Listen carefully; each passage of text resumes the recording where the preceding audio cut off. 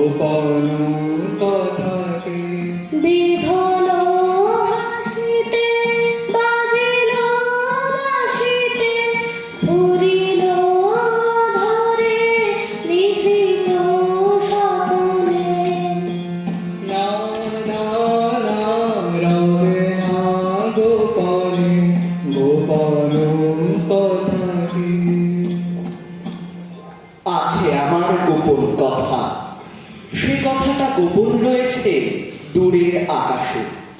সমুদ্রের ধারে বসে থাকি পশ্চিম দিগন্তের দিকে চেয়ে, সেইখানে আমার অদৃষ্ট, যা যক্ষের ধনের মতো গোপন করে রেখেছে, যাব তারই সন্ধানে।